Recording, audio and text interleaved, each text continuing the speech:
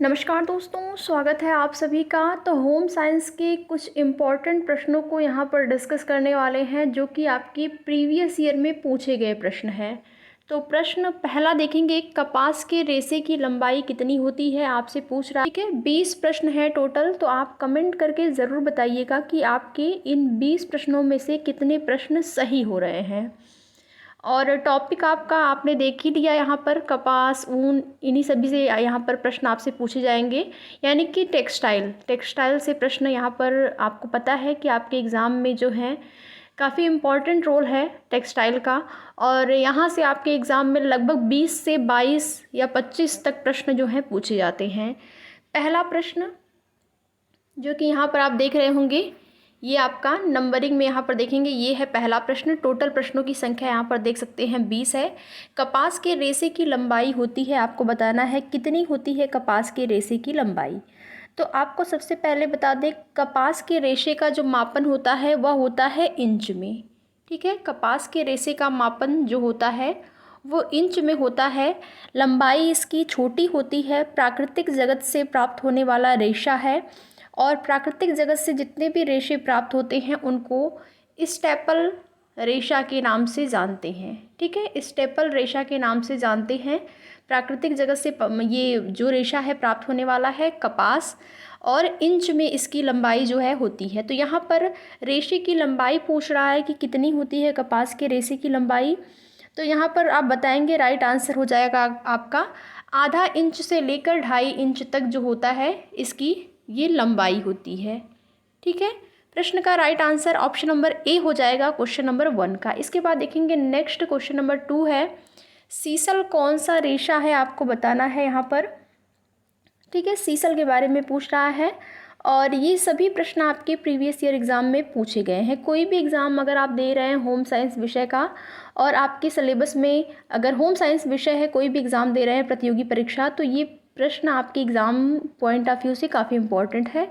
और मुख्य रूप से ये प्रश्न जो हैं वो टीजीटी पीजीटी में पूछे गए हैं।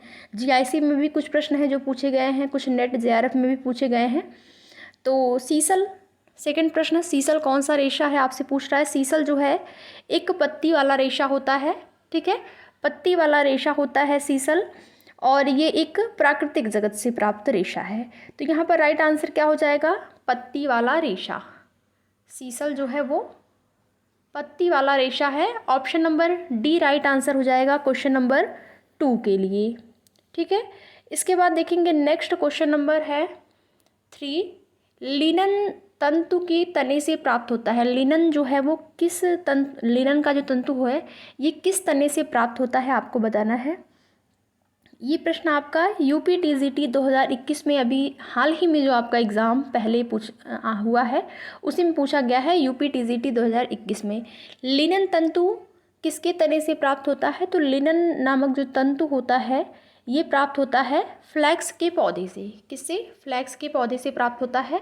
तो यहाँ पर राइट आंसर हो जाएगा ऑप्शन नंबर बी, फ्लैक्स के रेशे से प्राप्त होता है लिनन तंतु।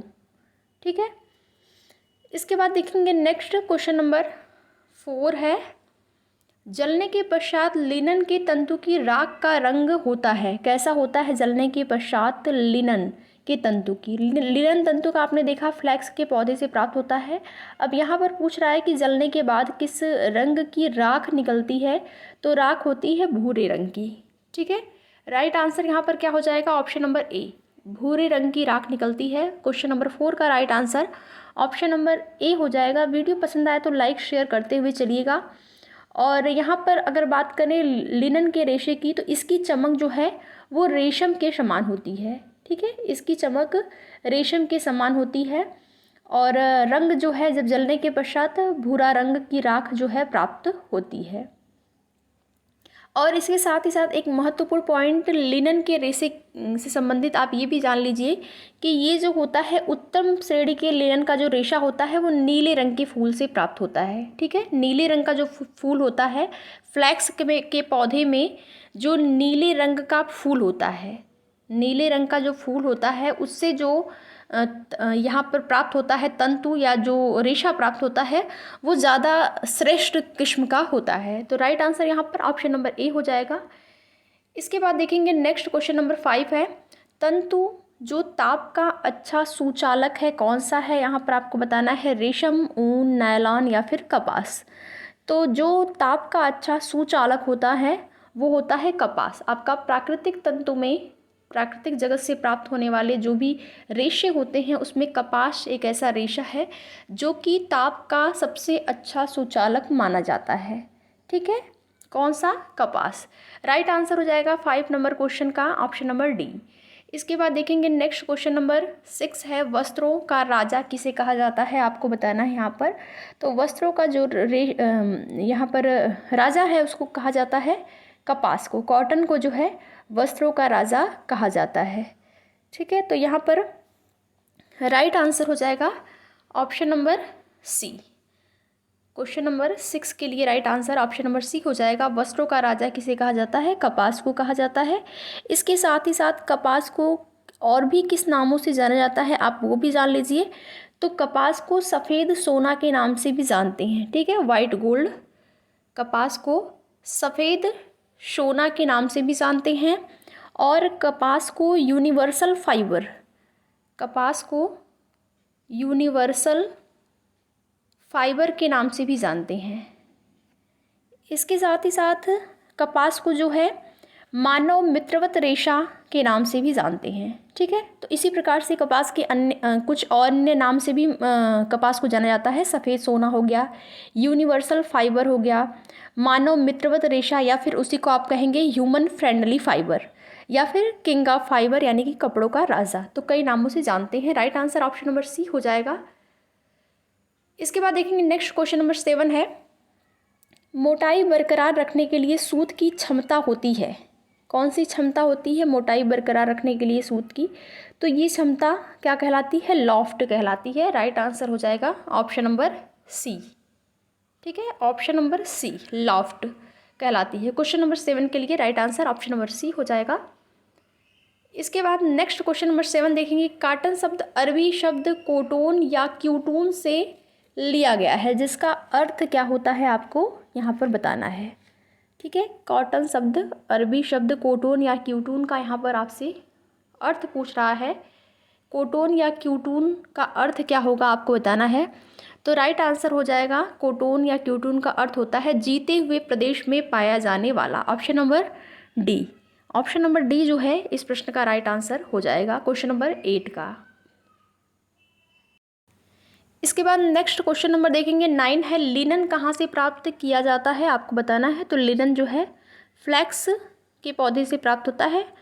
इससे पहले भी आपने ये प्रश्न कर लिया है, तो सेम वही प्रश्न यहाँ पर रिपीट हो गया है। लिनन कहाँ से प्राप्त होता है? तो फ्लैक्स के पौधे से प्राप्त होता है लिनन। ठीक है, क्वेश्चन नंबर 9 का right answer option number A हो जाएगा। और इसके बाद नेक्स्ट क्वेश्चन नंबर देखेंगे 10 है, रेशे की सूक्ष्मबीन परीक्षण से जब ऐठी और कोशिकानुमी रचना दिखाई देती है तो वह रेशा होता है। कौन सा रेशा होता है? जब सूक्ष्मदर्शी से देखने पर परीक्षण उसका किया जाता है तो ऐठी हुई कोशिकानुमा जो रचना होती है वो किस रेशे की होती है आपको बताना है। तो वो होती है कॉटन के रेशे की। जो सूती कपास का रेशा होता है उसकी ये विशेषता आपको बताई जा रही है प्रश्न में। तो राइट आंसर यहाँ पर हो जाएगा option number A. Question number 10 के लिए right answer option number A हो जाएगा। इसके बाद नेक्स्ट क्वेश्चन नंबर 11 है, सूती कपड़ा जलता है तो उसमें से निकलती है किस रंग की लौ निकलती है सूती कपड़े के जलने से? आपको बताना है सफ़ेद लौ, नीली लौ, पीली लौ या फिर नारंगी लौ। तो सूती कपड़ा जब जलता है तो वहाँ पर उससे जलने से पीली रंग की लौ निकलती है। ठीक है, राइट आंसर यहाँ पर हो जाएगा ऑप्शन नंबर सी, पीली लौ निकलती है। इसके बाद देखेंगे नेक्स्ट, सेम वही प्रश्न है यहाँ पर रिपीट हो गया है। और अगला प्रश्न यहाँ पर देखेंगे, निम्न में से कौन तने वाला तंतु नहीं है? यहाँ पर आपको बताना है कौन सा तने वाला तंतु नहीं है। ठीक है, ऑप्शन नंबर ए है लिनन, ऑप्शन बी है जूट, ऑप्शन सी है हेम्प, ऑप्शन नंबर डी है कापोक। तो यहाँ पर लिनन, जूट, हेम्प ये तने वाले तंतु हैं। कौन कौन से? लिनन, जूट और हेम्प ये तने वाले तंतु हैं। यहाँ पर पूछ रहा है कि तने वाले तंतु कौन से नहीं हैं, तो कापोक जो है वो तने वाला तंतु नहीं है। ठीक है, कापोक जो है वो किससे प्राप्त होता है, तो ये वृक्ष के फल से प्राप्त होता है। कापोक वृक्ष के फल से प्राप्त होता है, तो ये जो है तने वाला तंतु नहीं है, यानी कि यहाँ पर राइट आंसर हो जाएगा option number D, question number 13 के लिए। इसके बाद देखेंगे नेक्स्ट क्वेश्चन है, दबाने, मोड़ने एवं सिकुड़ने के पश्चात पुनः अपने आकार को प्राप्त करने की रेशे की जो योग्यता होती है वो क्या कहलाती है। जब किसी भी रेशे को दबाते हैं, मोड़ते हैं या फिर उसमें सिकुड़न आ जाती है, तो उसके पश्चात वह पुनः अपने आकार को प्राप्त कर लेता है, तो वह रेशा कौन सा रेशा कहलाता है, वो कहलाता है प्रत्यास्थता। रेशे की जो योग्यता होती है उस योग्यता को किस नाम से जाना जाता है, तो उसको कहते हैं प्रत्यास्थता। ठीक है, राइट आंसर हो जाएगा ऑप्शन नंबर बी, प्रत्यास्थता। ये जो गुण होता है वो प्रत्यास्थता का गुण होता है। क्वेश्चन नंबर 14 का right answer option number B हो जाएगा। इसके बाद नेक्स्ट क्वेश्चन नंबर 15 है, सूक्ष्मदर्शी परीक्षण में यह तंतु चपटा व बलखाए फीते के समान दिखाई देता है। कौन सा ऐसा तंतु होता है जो कि सूक्ष्मदर्शी परीक्षण में चपटा व बलखाए हुए फीते के समान दिखता है, तो ये होता है कपास। ये जो है विशेषता है वो कपास के तंतु की होती है, कपास के रेशे की होती है। तो right answer option number D हो जाएगा क्वेश्चन नंबर 15 के लिए। इसके बाद देखेंगे नेक्स्ट क्वेश्चन नंबर 16 है, लिनन फ्लैक्स का क्रॉस सेक्शन दर्शाता है कि वह, ऑप्शन नंबर ए है बहुकोण है, ऑप्शन बी है अंडाकार है, ऑप्शन सी है त्रिकोण है, ऑप्शन नंबर डी है रेखन के आकार का है। तो यहाँ पर आपको बताना है कौन सा हो जाएगा राइट आंसर। लिनन फ्लैक्स का क्रॉस सेक्शन जो है दर्शाता है कि वह बहुकोण है। क्या है, बहुकोण। राइट आंसर क्वेश्चन नंबर 16 का हो जाएगा ऑप्शन नंबर ए। उसके बाद नेक्स्ट क्वेश्चन, किस उत्पाद के लिए ओटाई की आवश्यकता होती है। ओटाई की आवश्यकता आपसे पूछ रहा है कि किस उत्पाद के लिए ओटाई की आवश्यकता होती है। तो जब कॉटन बनाया जाता है, ऊन, तो उसमें जो है ओटाई की आवश्यकता होती है। किसमें, रुई यानी कि कॉटन में। ठीक है, रुई के निर्माण में या फिर रुई से जो भी वस्त्र बनाए जाते हैं, कॉटन के जो भी कपड़े बनाए जाते हैं, उसमें एक प्रोसेस होता है ओटाई का, जिसको गीनिंग के नाम से जानते हैं। ठीक है, ओटाई का जो प्रोसेस होता है उसको गीनिंग के नाम से जाना जाता है। ओटाई यानी कि गीनिंग। तो right answer option number B हो जाएगा। इसके बाद नेक्स्ट क्वेश्चन नंबर 18 है, निम्न में से कौन सा तने से प्राप्त होने वाला रेशा है। आपको बताना है यहाँ पर कि इनमें से कौन सा तने से प्राप्त होता है। कपास है, रेशम है, लिनन है और रेयॉन है। तो तने से प्राप्त रेशा कौन सा है, लिनन। लिनन जो है वो फ्लैक्स के तने से प्राप्त होता है। Option number C right answer हो जाएगा क्वेश्चन नंबर 18 के लिए। ठीक है, तने से प्राप्त होने वाला रेशा यहाँ पर लिनन होता है। इसके बाद देखेंगे नेक्स्ट क्वेश्चन नंबर 19 है, लिनन द्वारा निर्मित महीन बुना हुआ कपड़ा जो है वो क्या कहलाता है। आपको बताना है, कैमो, शॉटिन, कैश्मीयर या फिर कनौपी। तो लिनन द्वारा निर्मित जो महीन बुना हुआ कपड़ा होता है, लिनन जो है आप सभी को पता है ये वनस्पति जगत का रेशा है, वनस्पतिक जगत से प्राप्त रेशा है। और इससे निर्मित महीन बुना हुआ जो कपड़ा होता है वो क्या कहलाता है, शॉटिन कहलाता है। Option number B right answer हो जाएगा क्वेश्चन नंबर 19 के लिए। इसके बाद देखेंगे नेक्स्ट और लास्ट प्रश्न है आज की श्रृंखला का। टोटल 20 प्रश्न आपने यहाँ पर देखा। तो यहाँ पर सूची 1 को सूची 2 से मिलाना है। कपास है, अनानास है, अलसी, नारियल की जटा, कौन सा किससे आपको मिलान यहाँ पर करना है, किससे प्राप्त होता है, आपको उसी से यहाँ पर मिलाना है।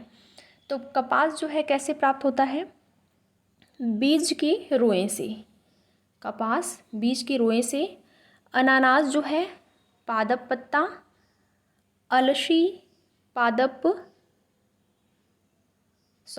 अनानास जो है वो हो जाएगा पादप पत्ता और अलसी पादप तना, पौधे के तने से, अनानास पौधे के पत्ते से, कपास बीज की कोए या फिर रोएं वही बीज के कोए से, और नारियल की जटा फलों का छिलका। तो इसी प्रकार से आप मिला देंगे। और राइट जो इसमें कोड पूछा है कौन सा कोड सही होगा, तो यहाँ पर राइट कोड हो जाएगा पहला। ये जो पहला है ये राइट हो जाएगा। ठीक है, टोटल प्रश्नों की संख्या आपने देखा 20, जिसमें कि एक प्रश्न वही रिपीट हो गया था नहीं, 2 प्रश्न रिपीट हो गया था, यानी कि टोटल 18 प्रश्न हुए।